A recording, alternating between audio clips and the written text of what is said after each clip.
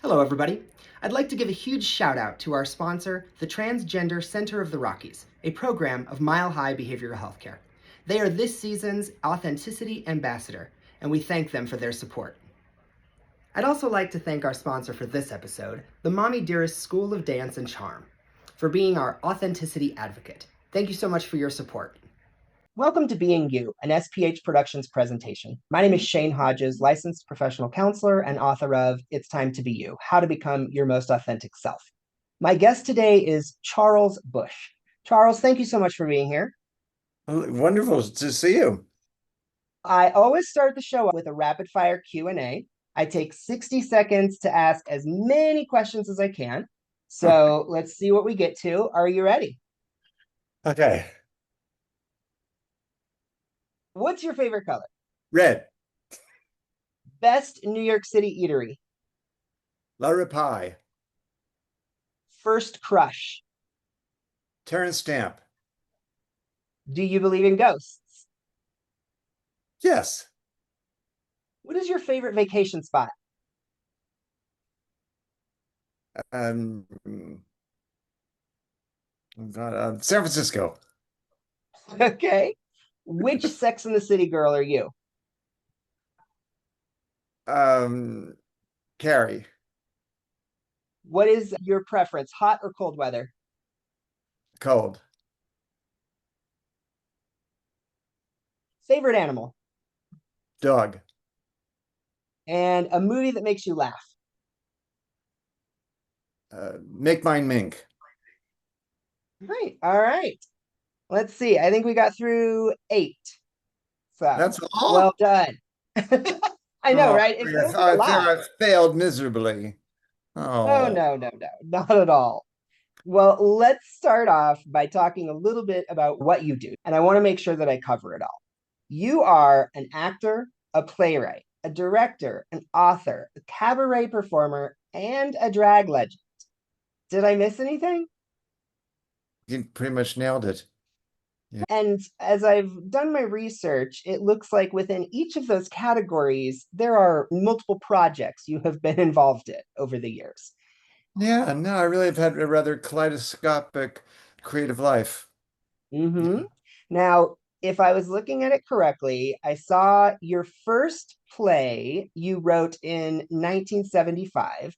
So Yes. we're talking about work being done over 6 different decades. When did you first discover theater? Well, very, very young. And I'm lucky in some ways that I am from New York City. So I was taken to theater when I was about 8 years old. So, and I started seeing Broadway shows. Anyway, I was about 7 or 8 years old, and I was really raised by my mother's sister, my Aunt Lillian. My mother died when I was very young, and my Sorry to aunt, hear that. Aunt Lil, was a fascinating character and totally got me from an early age. There was never a fantasy of, oh, I wish I had a kid who was like this. What was Gotcha. really rather unique about her, I think, is that she took the raw material that she had. I sometimes felt like I was one of the African violet plants that were on her marble top table of just how do you Beautiful. nurture how do you nurture what you have. Was going to say, was she a creative as well?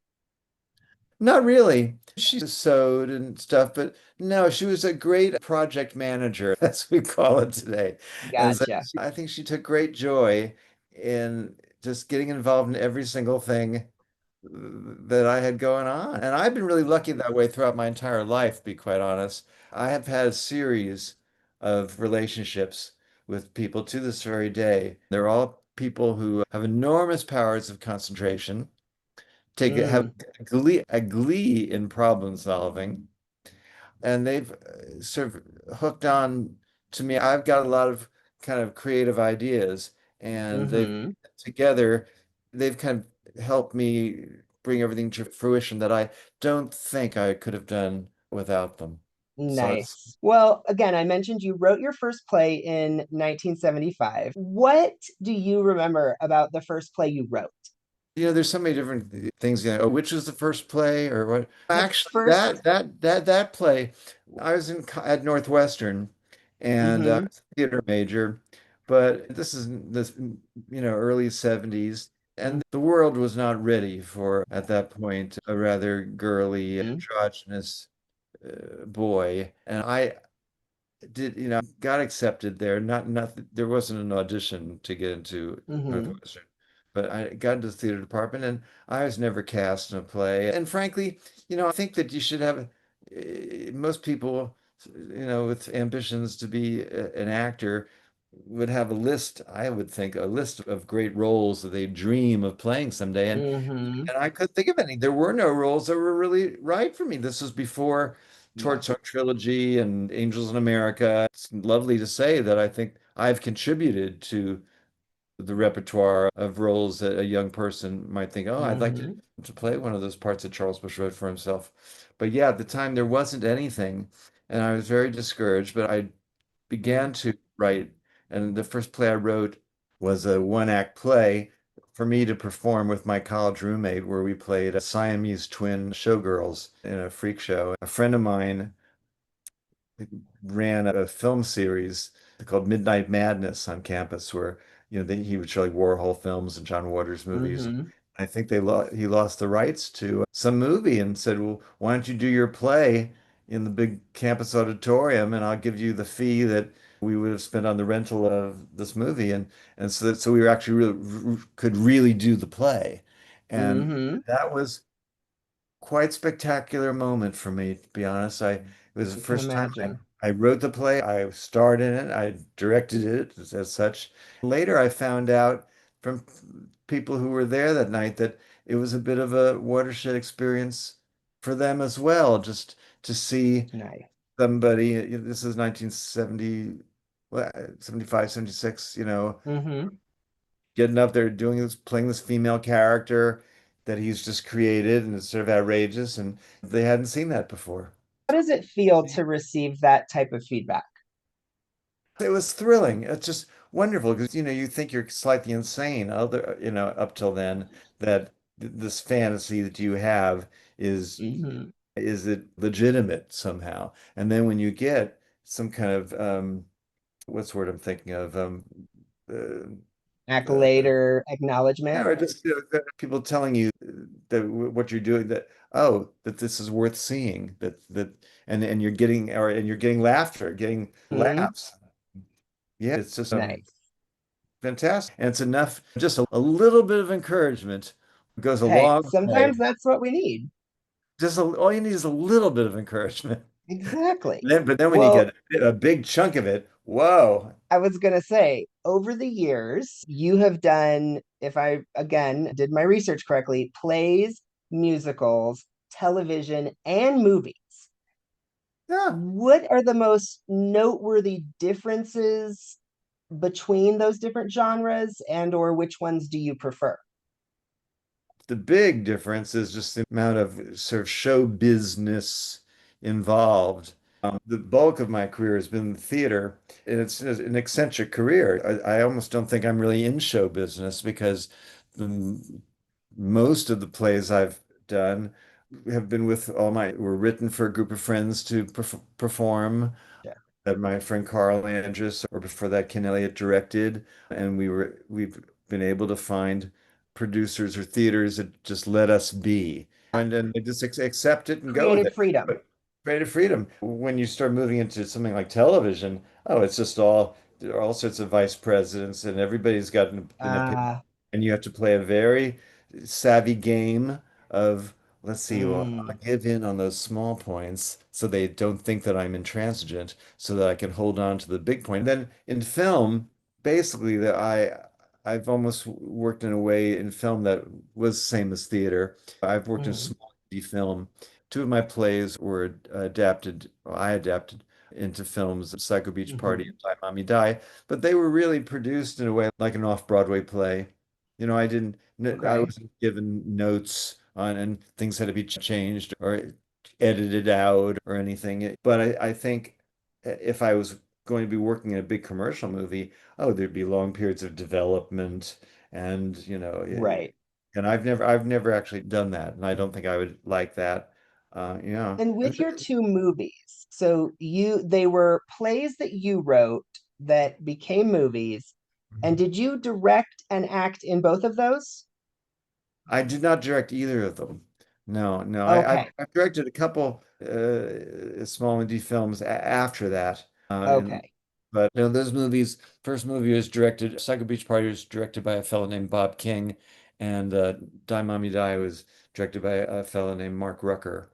And I love the Gotcha. experiences with both of them. But I wrote the screenplay based on my original play, and I acted in Okay. both of them. Yeah. Okay. I knew there was a part that you were involved in both. Now, I mentioned a moment ago the aspect of accolades, and over the years, you've attained several. The Tale of the Allergist's Wife, 777 performances on Broadway, received a Tony nomination. Vampire Lesbians of Sodom, one of the longest running off Broadway plays. And in 2024, you were inducted into New York's Theater Hall of Fame. Those are just a Yeah. few of what I came across. What stands out most for you, or what do you consider a significant achievement? I think it's the greatest achievement is being able to earn a living doing what you love. That is a Mm, rare jewel. yeah. And yes, and that was really my dream. I know it sounds disingenuous, but I never really thought in terms of, oh, someday if I could, I want my own I want to star in a TV series, or even Mm-hmm. I want to be on Broadway. No, I never thought that way. It was always just the sort of the next thing. I started out as a solo performer just because it was easier to try to book something just with one person, Mm, me, than trying to get a big show together. But right. the goal was always the next thing. It was almost like I was on a jungle gym as opposed to Mm, maybe going upward. It's just go this way, this way. And then, of course, a big break came when we did Vampire Lesbians of Sodom. all And right. that it was off Broadway, but it got these rave reviews in the newspapers, and it ran 5 years. I was in it for about 2 years, and that was a very big break for me because who I was the day before and who I was literally the day after it opened were two different people as far as the career goes. Wow. And the allergist's wife was as I said, I was not thinking in terms of Broadway, but Mm-hmm. circumstances came that I got involved with this Manhattan Theater Club, which is a very important nonprofit theater here in New York, and I established a relationship with Lynn Meadow, the artistic director there. I wrote a play in a somewhat different style than I usually do, and she loved it and didn't ask for any changes, and Wow. they produced it at their regular theater, and then it was so well received that it moved to Broadway, and that was even though it wasn't something like my big dream, it was thrilling. I mean, I wish every Mm-hmm. single person should have a Broadway hit. You also are an author. And this is something I wanted to clarify because I wasn't quite sure on. There's the autobiographical novel, Horrors of Lost Atlantis, and then the autobiography, Leading Lady, a memoir of a most unusual boy, which I love the title of, by the way. Did you author both of those? Yes, yes, oh yeah. Okay. Yeah, I know I've been So, sort of trading on the same story many times. And in fact, in this new book I'm writing, I'm telling the same story again. No, I find myself absolutely fascinating. No, yeah, no, I wrote this autobiographical novel, Horrors of Los Atlantis, and it's basically about how I started my theater company in the 80s in the East Village and how we okay. ended up doing Vampire Lesbians of Sodom. But it's very exaggerated. I mean, I took the Hmm. gist of what happened, and then I've really elaborated on it. And the complicated thing is that all of us, in the actual story, we get a little confused about what really happened and what I invented. And not so much my friend Kathy, who's Camille in the book, will mention something that happened to us. I said, that never happened. I made that up. That's in the book. But then I decided a few years ago, well, actually, but I started about 8 years ago, of actually writing a memoir, like it's try. Hmm. as much as I can to stick to the facts, although I never like a good story to get in the way of, or Exactly. the truth get away from it. But I must say, because I have other people I know who take story anecdotes and Mm-hmm. embellish. I never make somebody out to be worse than they were. Ah, I never put nasty things in somebody's mouth that they did not actually say to me. But my book, I'd say I don't we all view the past differently from the other absolutely. people who are involved with us, but it's as close to how I my version of what happened to me. I'm very Yes. proud of I it. often Maybe I'm say just proud of when, that book. I think you asked me earlier a question, and really, actually, I would say the writing project that I'm most proud of is Leading Lady, that memoir. Yeah. nice, nice. Well, I often say when I'm working with clients, our perception is our reality. That Mhm. doesn't mean it is reality. So obviously, you have had quite a career and you have done many different things. Very impressive list of accomplishments and accolades. What, if anything, is still left on the professional bucket list? Well, there are many things I haven't done. Well, I'm working really hard on writing my first murder mystery novel. But I'm getting Mhm. toward with the revelations of who done it, and that's the hardest part. But yeah, I've been working on that. Always wanted to do that. I don't know if I'll write another play. Maybe I will. Maybe I won't. If I don't Sure. think it's such a crime. I'm really enjoying singing these days. I've sung for quite a while, but doing cabaret and all that. But Hmm. somehow in the last couple of years, I don't know. I got better. Confidence plays a great tool in Absolutely. creative life, and I sound better because the more you do something, and just I also, yeah, I'm just enjoying telling the story through song and really acting it, and so yes, that's something I'd like to continue doing. All right. I'm excited to see what's next. Well, thank you very much for sharing aspects of the professional history. Now let's get a little bit more personal. You keep yourself, or you have kept yourself busy, obviously. What, if anything, do you do to relax? I do spend most of my life reclining. I don't have any hobbies. I must say I'm a bit of a one-track pony. My life really, it's so hard to talk about these things and not sound pretentious, but my creative life has just Mhm. been so overwhelmingly the most important thing to me. No, I don't consider my professional life, my creative life. I'm happiest when I'm writing. It's hard Nice. but in a way it's not a discipline for me. It's almost an escape because my hobby and my Get that? livelihood and my artistic life is one and the same. So I have to pull myself away to just because of for good health to get outside, Well, walk yeah, around, yeah. I, Eh, and I understand. it's really been more it's actually since we're talking personal here, I would say that my artistic life has really been more important than a personal life.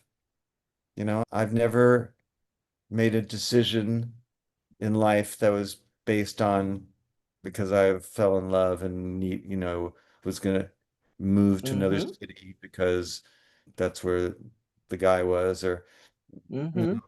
I never did. I don't know. Do Maybe I've you have any regrets on that no, front?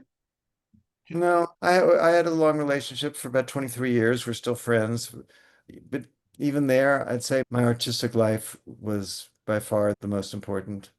Sound terribly I pathetic. It's who I am. No, not at all. I actually appreciate your honesty and you're willing to own that. I think a lot of people will say the opposite when it's not true. So I appreciate the genuine response. Okay, well, that's Now, in terms of the different characters that you have written and portrayed, how do they vary from who Charles is?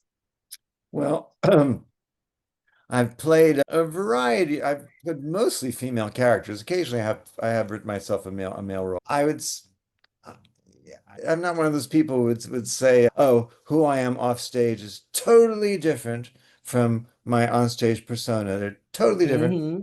I don't think I'm that different. listen, if I'm in a play and I'm playing Angela Arden and Die Mommy Die, it's in a much bigger style and she's a glamorous lady and all that. But Mm-hmm.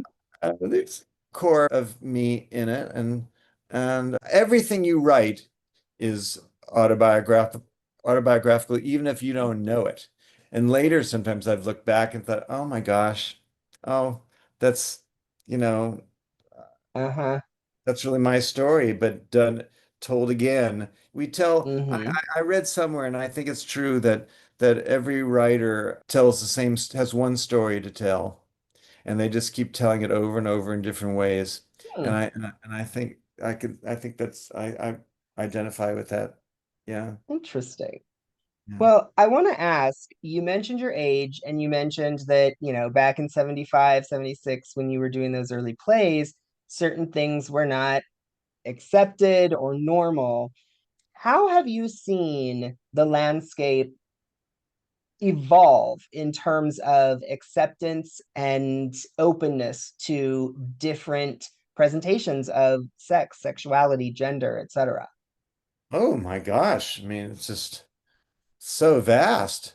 Yes. No, I mean, both as for queer artists, I mean, Mhm. I hope there's not going to be a backlash now because we're in the way the world's heading at the moment. Right. But no, I mean, I just think that for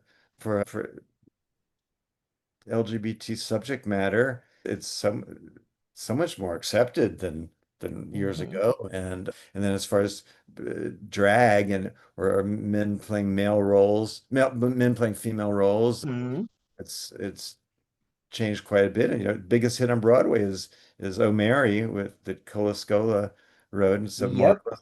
Having dinner with him this evening, actually, and just Fabulous. but yeah, no, it's and interesting because there's kind of an artistic Hmm. lineage. Charles Ludlam, who was my great idol, and who began the sort of ridiculous theatrical style, which embraces camp and uh, Hmm. cross-dressing roles and all that. And then there's me, and now there's Cole. And I have to say, I'm quite quite proud of myself. I'm going to say I'm proud of myself that not for one second was I envious or jealous that this young man has this enormous success. And in a way has succeeded in a way that I haven't. Maybe 20 years ago when I really was in the throes of it, I might have been jealous and think, Hmm. gosh, damn it, why didn't my play move to Broadway and his did? But Right. certainly at my age now, he's also been so generous and Nice. thoughtful. It's hard to resent when somebody's publicly giving you credit. And I've actually received all these Lifetime Achievement Awards this year, and I have a feeling it's because Nice. I'm O'Mary adjacent. I really do think that some of the limelight on him has shed on me, and maybe that's why Nice. this year I was inducted into the Theater Hall of Fame. So I just think that was really great. Very, very cool. If you had the chance, which past version of yourself would you want to go back and talk to? Oh, well, of course, I would like to tell the the 28-year-old me that don't worry, honey, it's good. You have in 3 years you're gonna have a success and you're gonna be able to pay your rent purely as a Mm. writer actor, and you won't have to do all this horrible jobs and sales and temp work and all Oof. this. You won't have Yeah, to do that anymore. Just hold tight. Yeah. I understand. It's always easier to look back in hindsight and realize, okay, I did make it through it. I got there or got here. Yeah. Well, that brings us to the wow segment of our show, the words of wisdom. I like asking all of my guests, what advice, words of wisdom, or thoughts do you have for individuals who are watching in terms of how to be your most authentic self? Well, I can think mostly in terms of creative people, but I think maybe you can apply it to other areas as well. Don't be so hard on yourself. I Mm, yeah. I try, don't always succeed, try to approach each of the various things that I do, and so often I'm doing something I hadn't done before, being a cabaret Mm-hmm. singer or writing a different kind of book or something. It's so easy to think of all the things you can't do and why you can't do them and why you're, Seriously.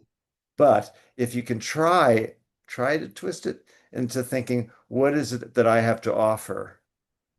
So, I think it Absolutely. like with cabaret singing, I think, well, if you're looking for real big notes, don't come to me because I can't hold a note that long and I can't. If you want somebody who's jumping an octave, don't come knocking on Mm-hmm. my. But I think that I'm an actor and I'm a storyteller and I have that to offer singing a song. And so maybe I can, using my skills, I can take the song and really tell a story with it and play each moment, each lyric as if it's a line in a play. So that's an example of, I think, what do you have to offer as opposed to just like I can't do this, can't do this, can't do that. I absolutely agree. Thank you. Well, that being said, what information would you like to share regarding socials, contact information, calendar, and how people can find you and what's going on with you moving forward? Well, I do really think the easiest thing is I have a wonderful website that my friend Kathy has designed and maintains, charlesbusch.com, very easy. And we have the news page, which tells everything that's coming up. And then there's actually an email address where, if you need to contact me or if for some And that's reason. on the website, correct? Yeah, it's on the website. All right. Well, again, thank you so much for being here. It's been a pleasure meeting you and getting to know more about you. Very excited to see what comes next. Again, my name is Shane Hodges, licensed professional counselor and author of It's Time to Be You, How to Become Your Most Authentic Self. Thank you for watching. Be yourselves. Take care, everybody. Thanks again to the Transgender Center of the Rockies for being this season's Authenticity Ambassador. We appreciate all the work you do. Check them out at transgendercenteroftherockies.org.